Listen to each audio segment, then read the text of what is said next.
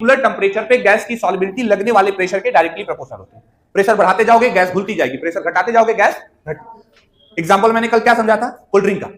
Cold drink की बोतल में जो गैस भरी जाती है वो प्रेशर को बढ़ा के भरी जाती है, और जैसे कैप ओपन करते हो सारी गैस निकल के बाहर चली जाती है। यानी प्रेशर बढ़ाए थे तो गैस घुली थी, प्रेशर घटा दिए गैस निकल के बाहर चली गई। बस यही हेनरी लॉ का एप्लीकेबल। तो ये समझ में नहीं पड़ा, पड़े रह गया, कुछ हो ही नहीं पा रहा उसका। तो किसी को मार रहे हो, वो भी कूद के तुमको मार रहा है। हम 2 फाइट मारे, वो 2 फाइट मार दिया। अब अगर लाठी उठा के मारे, कपारे फाट गया, तुरंत उठ के मार पाएगा? सीधी सी लॉजिक है कि अगर मैं इतना टेम्परेचर कम कर दूं कि गैस के अंदर ताकत ही नहीं बचेगी, तो तुम प्रेशर लगा छोड़ दो, जहां छोड़ दो वहीं पड़ी हो जाएगी। तुमने कभी, अब हम लोग क्या है ना, यहाँ पे लिक्विड नाइट्रोजन जानते हो? Liquid nitrogen, liquid nitrogen balloon ले लो और बलून के ऊपर लिक्विड नाइट्रोजन डाल दो, सारी गैस को कंप्रेस करके लिक्विड छोटा सा कर देगा, बलून सिकुड़ जाएगा। और फिर जैसे जैसे टेम्परेचर बढ़ेगा, जैसे मैं तुमको ये बता रहा हूं, घर में एक बलून फुला लो, करोगे तो ताकत ही नहीं बचेगी ना। अपोज किस चीज का करेगा? किसी भी चीज का विरोध करने के लिए उसके अंदर क्या होनी चाहिए? ताकत। जैसे हम वो क्या करते हैं आजकल, हम लोग के हमारे यहाँ एजुकेशन को लेकर इतनी प्रॉब्लम चल रही है, गवर्नमेंट चाहती नहीं हम सब पढ़ाई करें। नहीं, क्यों नहीं पढ़ाई करें हम सब?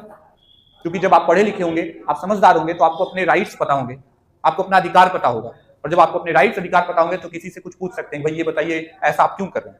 या कुछ पता लगते नहीं है, जो दे दिया लग रहा है बस हमारे लिए बहुत कर दिया, 1 किलो चावल मिल गया बस मजेदार है, टेंशन नहीं।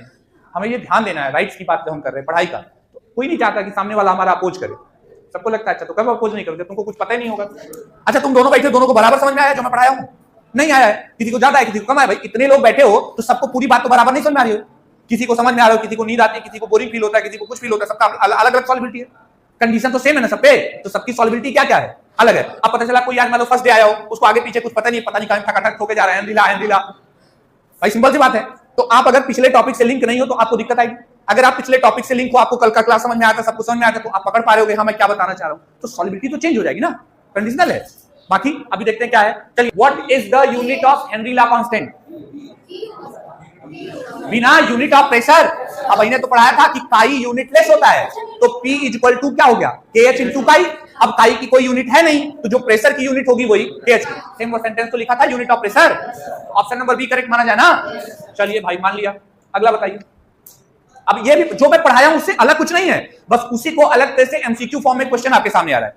पढ़ाया बताया हुआ मेरा ही है, कुछ अलग का नहीं है। तो मैं ये रिकैप एक बार करा रहा हूं कि जितनी बात अभी तक मैं आपको बताया, MCQ फॉर्म में क्वेश्चन आपके सामने आ रहा है। पढ़ाया बताया हुआ मेरा ही है, कुछ अलग का नहीं है। तो मैं ये रिकैप एक बार करा रहा हूं कि जितनी बात अभी तक मैं आपको बताया हूं वो तुम पकड़े हो कि छोड़ दिए हो, बस यही करना चाह रहा हूं।